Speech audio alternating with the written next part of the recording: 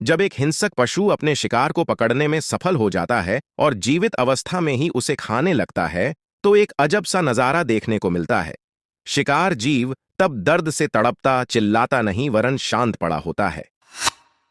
कारण यह है कि उस समय शिकार बन चुके जीव को दर्द महसूस नहीं हो रहा होता। ईश्वर ने उसे हिंसक पशुओं का भोजन तो बनाया है, परंतु उस समय की तीव्र पीड़ा से बचने का प्रबंध भी किया है। उसके शरीर से उस समय बड़ी मात्रा में एड्रेनालिन का रिसाव होने लगता है, जो उसे सुन्न कर देता है। इसका असर उस पर 15 से 20 मिनट तक रहता है और तब तक उसके प्राण निकल चुके होते हैं। रीछ भी जीवित शिकार को नोच नोच कर खाने लगता है। देखने में यह दृश्य बहुत विभत्स लगता है, परंतु उसका शिकार उस समय इतने शौक में होता है कि उसे दर्द महसूस ही नहीं हो रहा होता।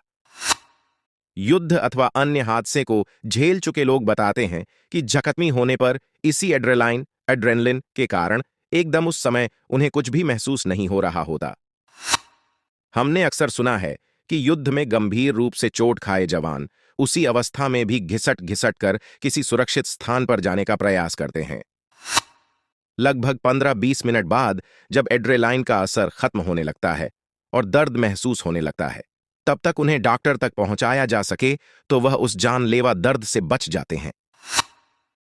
यह वही एड्रेनालिन है जो कोई बड़ा काम जैसे घर में विवाह या मृत्यु होने पर अस्थायी रूप से हमारे शरीर में ऊर्जा का संचार कर देता है, अथवा किसी भयावह स्थिति से बचने के लिए तेज भागने हेतु हम में ताकत भर देता है।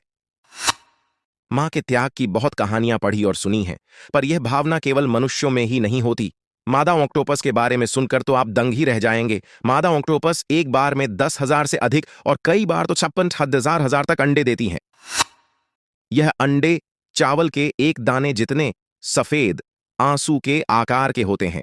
ऑक्टोपस के अंडे भूखे जीवों से इनकी रक्षा करने के लिए मादा ऑक्टोपस अपने अंडों को अन्य समुद्री जीवों से बचाने हेतु उन्हें किसी गुफानुमा जैसे स्थान पर रख देती है और स्वयं बिना खाए वहीं रहकर उनकी चौकीदारी करती है।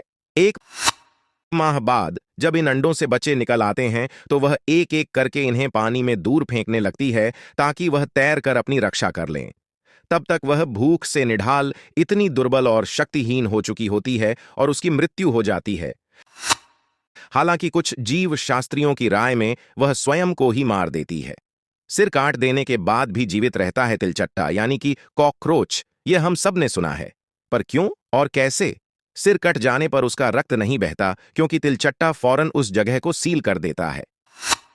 यह भी जान लें कि खून में हीमोग्लोबिन न होने के कारण तिलचट्टे के खून का रंग सफेद होता है, न कि लाल, और उसके शरीर में इतना ढेर प्रोटीन होता है वह 1 सप्ताह तक बिना खाए जीवित रह सकता है।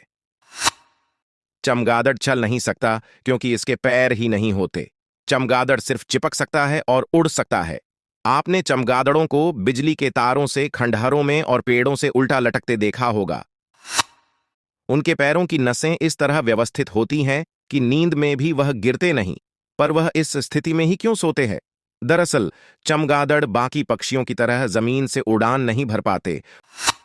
उनके पंख जमीन से उतनी उठान नहीं दे पाते जितनी एक पक्षी को उड़ने के लिए जरूरी होती है। इसके अलावा उनके पिछले पैर छोटे और अविकसित होते हैं और इस कारण वो दौड़कर भी गति नहीं पकड़ सकते, जबकि पेड़ों पर होने से वह आसानी से गति पकड़ लेता है। देखने में सुंदर रंगीन स्टारफिश असल में मछली है ही नहीं। इसका न दिमाग होता है न ही खून। इसकी 5 बाहें जैसी होती हैं और हर बाह के अंत में एक लाल चमकती आंख होती है। उस आंख द्वारा उसे रोशनी का पता तो चल जाता है, परंतु शक्ल का नहीं, जैसे सामने वाला जीव अथवा वस्तु किस आकार की है।